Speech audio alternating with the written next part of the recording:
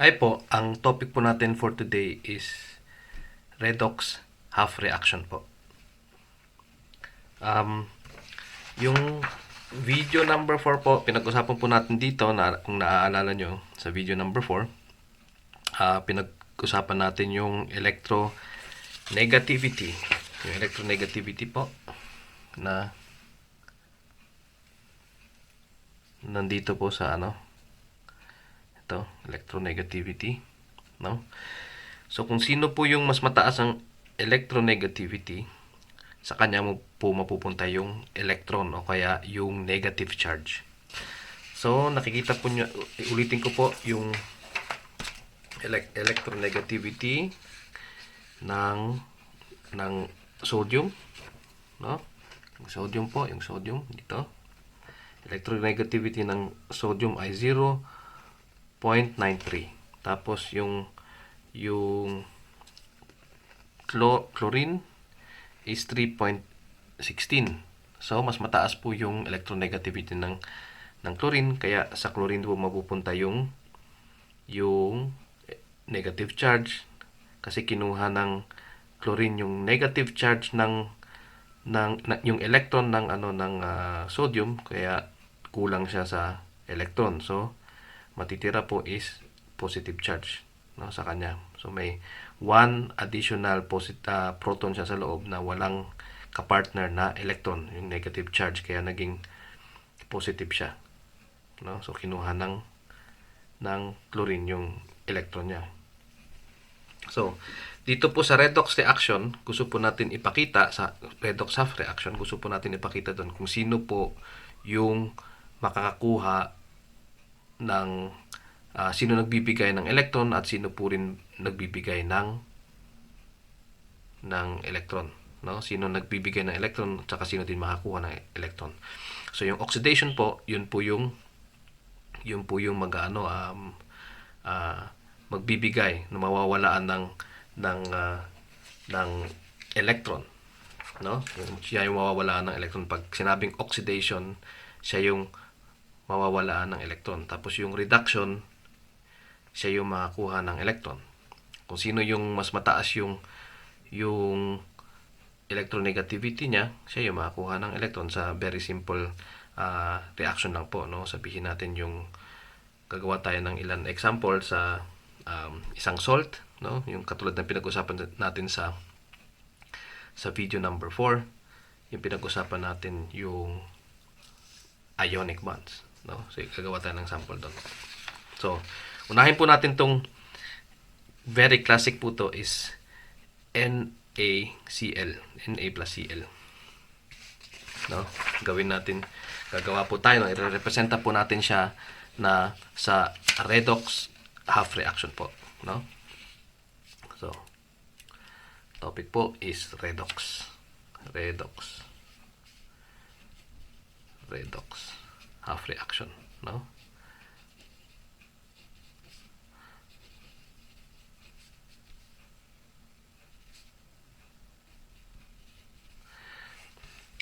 Redox half reaction. Ito po yung topic natin. Tapos NaCl, no? NaCl po yung natin, Na plus Cl, no? Yung reaction po niya is, kaya nakita nyo po dito, ulitin ko po, no? Ito po yung gagawin natin muna. Kopyahin ko lang po muna to. So NaCl magiging Na plus Cl magiging NaCl, no? Tignan na lang po sa video number 4, kaya tignan nyo ulit kung bakit NaCl. Kasi dito po is sa group 1 po siya. So valence electron niya is 1. Itong chlorine nasa group 7, so negative 1 yung negative 1 yung niya, yung number niya dito sa sa oxidation state, o oxidation number niya is negative 1, no? So kailangan niya ng isang electron. So ito magbibigay ng electron yung first group. ng isa, tapos tamang-tama dito sa hinahanap ng 7th group na kailangan niya ng 1 electron lang kasi meron na siyang 7 outer electron, valence electrons. Di kasi group 7 siya, group 7 representing the number of electrons. So pag group 7 siya, ibig sabihin outer electron is 7. Dito, group 1, outermost electron is 1. So, part na sila. Meron siyang 1, ito kukuha ng 1, no? So, hindi niya kailangan ng dalawa kasi pag katulad dito po sa magnesium, plus 2 siya. So, plus 2, tapos ito negative 1, negative 1. So, ibig sabihin kailangan ng dalawang kailangan ng dalawang tatanggap ng dalawang electrons na pwedeng ibigay ng magnesium, no? So dalawang negative 1 yung kailangan niya doon. So tapos yung yung formula niya is MgCl2. Pero sa natrium po, natrium chloride, NaCl, wala siyang subscript kasi 1 to 1 lang yung niya, reaction nila. So dito NaCl, gagawin na po natin redox reaction, no? Redox half reaction. Gagawin natin is representa natin yung una muna yung oxidation, no? Yung oxidation. So, makikita natin dito wala po siya lang charge kasi yung mga elements pag hindi pa sila nagbabind, hindi pa sila dumidikit, no? Wala silang charge kasi nasa loob ng nucleus nila merong proton, tapos ganoon din karaming electron sa labas ng nucleus. So sila neutralize. Kung pareho, positive pareho tsaka negative pareho, mag-neutralize sila. So walang charge, zero charge. Pag nagdikit naman sila, ito magiging plus, no? Magiging plus siya dito, no? Tapos ito minus, no? Plus 1, pwede nyo sabihin plus 1 or minus 1, no? So tignan na po natin. Na, ganito po i-representa yon. Kasi itong natrium ay yung sodium, mawawalaan siya magbibigay po siya ng electron. So ganito po i-representa yon, no? So Na, yung zero charge magiging, no, will become, ibig sabihin yan Na plus, no? Meron na siyang charge, nakita nyo? So ibig sabihin pag may plus na siya, may binigay na siya. So tapos plus E minus, ibig sabihin magkahiwalay na siya. So ito, pag tinanggal to kasi ipa-plus mo siya para maging neutral, no? Maging neutral ulit to. So ibig sabihin ito, tinanggalan na siya ng isang electron kaya naging positive 1, o naging positive yung charge ng sodium kasi tinanggal na to. Kasi pag in-add mo siya, magiging neutral ulit. Kaya ibig sabihin nito, nilabas dito yung electron kaya naging ganyan, naging plus to. So pag ilalabas mo yung electron, magkakaroon ka ng plus. Pag binalik mo yung electron, magiging zero ulit yung charge, no? So ganyan lang po i-representa yan, yung natrium na mawawalaan siya ng electron, ganito po yung representa. So ang tawag dito is oxidation.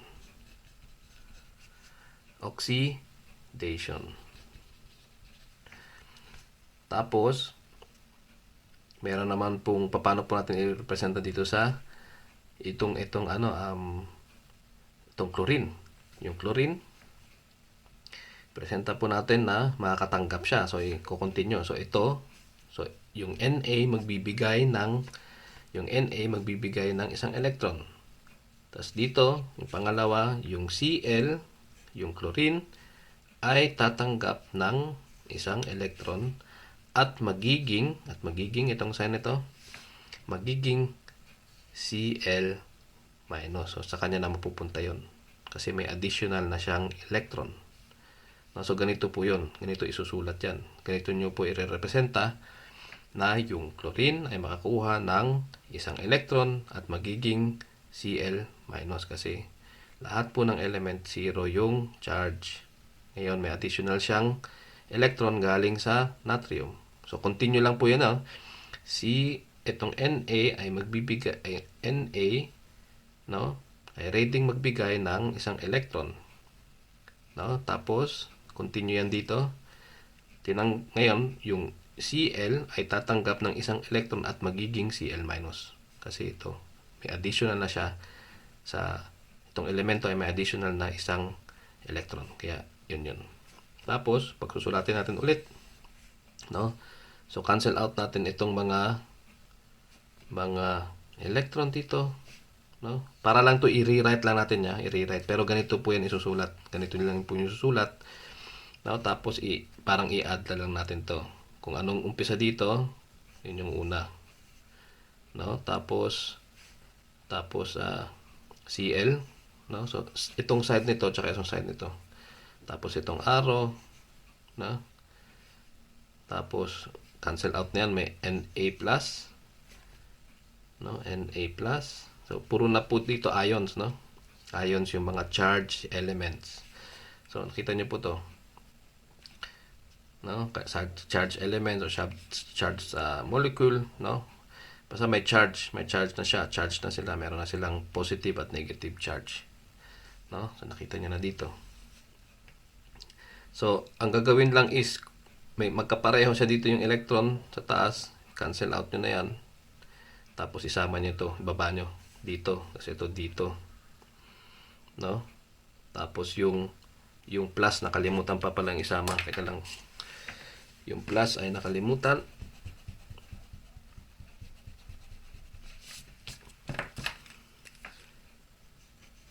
Na plus Cl. Yan. Na plus Cl. So, isama nyo rin yung Na tapos plus yung Cl. No? So, dito rin po, wag nyo pong kalimutan na ibaba rin po yung plus. No?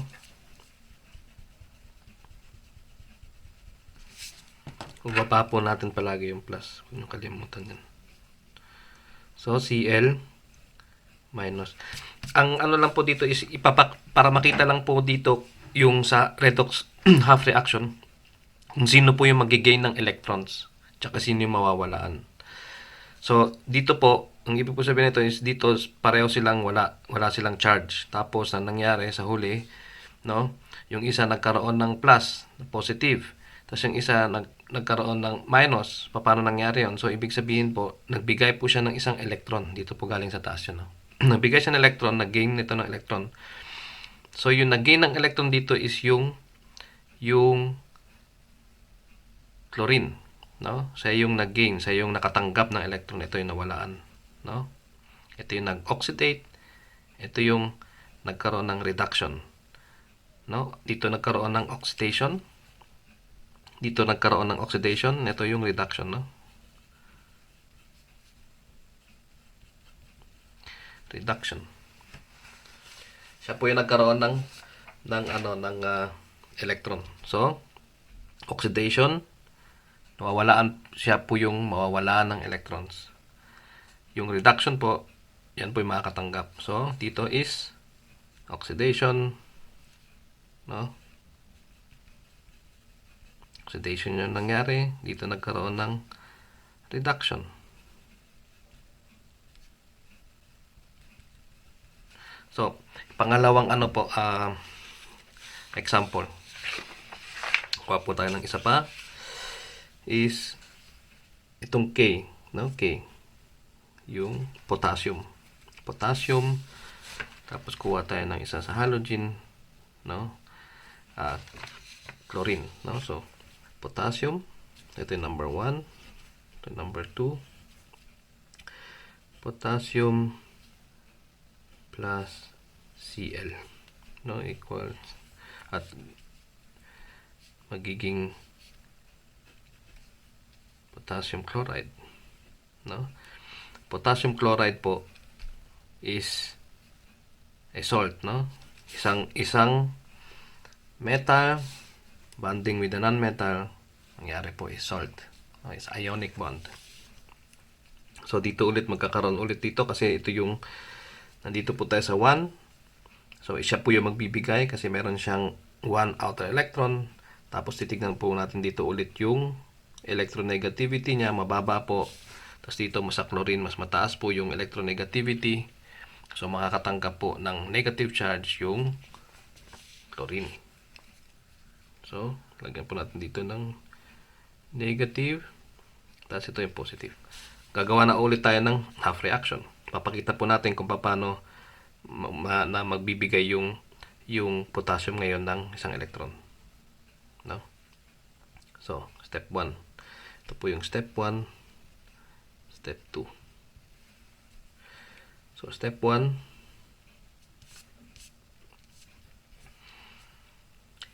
Potassium, walang charge, magbibigay. No? So, potassium, magbibigay ng isang electron. Magbibigay siya ng isang electron, kaya magiging positive charge siya. No? Kasi yung binigay niya yung electron niya. Kasi yung electronegativity niya, yung power niya na makuha yung electron ay medyo mahina. So, makukuha ng mas mataas yung power na mahigitin yung electron. So, ito yung hihigit ng electron. So, mapupunta sa kanyang negative charge, maiiwan yung positive charge nito sa loob ng nucleus. Ibig sabihin, meron siyang isa pang, ulitin ko po, meron po siyang isa pang proton na nasa loob ng nucleus niya. Kung tinanggal niyo po yung sa taas, maiiwan po yung proton na sa loob, kaya magiging positive charge siya. So, ito po yung sa potassium. So, ito naman gawin natin sa chlorine. Yung chlorine, so patuloy lang po yung chlorine, walang charge, makakatanggap ng isang electron, isang negative charge. Mangyayari sa kanya po is magkakaroon siya ng negative charge. So, ganyan mangyayari sa kanya. Yung yung potassium, no? Magkakaroon ng positive charge kasi bibigay niya yung electron niya. Tapos dito naman tatanggapin ng chlorine ito, no? Tatanggapin ng chlorine yung electron na ibibigay ng calcium. Kaya magiging may additional electron siya. So rewrite na lang po natin to. So, lahat na nandito, cancel out natin to. Hindi natin kailangan yan. So, okay, potassium. Tapos yung plus, huwag niyong kalimutan, plus Cl becoming K plus, no? Potassium ion plus Cl minus, no? So makikita natin dito ulit sino po yung nawalaan at sino yung nakatanggap. Nakatanggap po ng electron ay yung chlorine. So ito yung dito po nagkaroon ng reduction.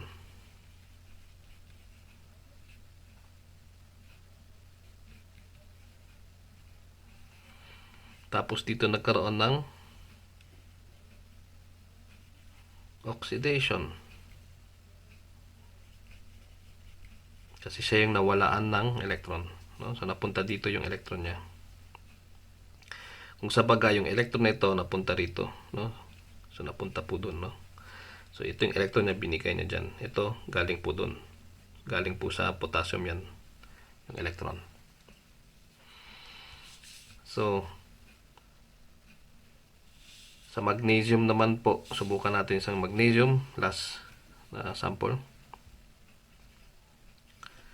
Magnesium, Mg plus Cl. No, so ilang ito may positive 2 siya, ibig sabihin pwede siya magbigay ng dalawang electrons, no? Kaya ibig sabihin positive 2. Pero dito nakikita nyo is plus 2, pero pwede siya magbigay ng dalawa. Pero kung hindi pa siya nagre-react, 0 siya, no? 0. So pwede siya magbigay ng dalawa kasi nasa group 2, 2 outer electrons. So meron siyang dalawa. So ito isa lang, negative 1. So kailangan niya ng isa. So mabibigay lang nito dito isa. So kailangan pa niya ng isang chlorine, no? Kailangan pa niya ng isang chlorine. So MgCl2, no? MgCl2. Kung nakita niyo ulit itong ano natin dito, yung ginawa natin sa video number 4, no? Mg dalawang Cl. So unahin po muna natin tong step 1 is yung Mg, no? Mg pwede magbigay po ng dalawa. Yung Mg, papakita po natin, is pwede po siya magbigay ng dalawa, no? Mg magiging plus 2 or 2 plus plus 2 kung, no, kung magbibigay siya ng 2 electrons. Kung mabibigay siya ng 2 electrons. Tapos tatanggapin naman ng Cl, no, yung Cl, ilang Cl yung kailangan? Dalawa po, 2 Cl. Dalawa yung kailangan natin para matanggap to, no? 2 Cl ay tatanggap po ng itong 2 electrons, magiging 2 Cl minus, no? 2 Cl minus. Tapos i-ano natin to, cancel out natin to, tsaka to.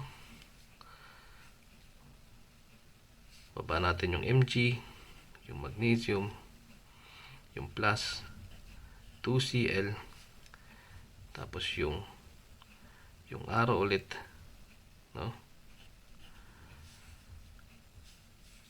Mg plus 2 plus 2 Cl minus. So yan na po yung yung half reaction natin. So makikita po natin dito sino po yung nagbigay ng dalawa, yung nagbibigay po, yun doon po mangyayari yung oxidation. So dito po yung oxidation. Kasi nagbigay po siya, dito nakatanggap reduction. So ang tawag po dito is oxidation and reduction. Mangyayari po is redox reaction, no? Redox reaction. So dito makita redox half reaction yan. So redox reaction. Makikita natin dito is kung sino yung nagre-reduce, sino yung saan nagkakaroon ng reduction, saan nagkakaroon ng oxidation.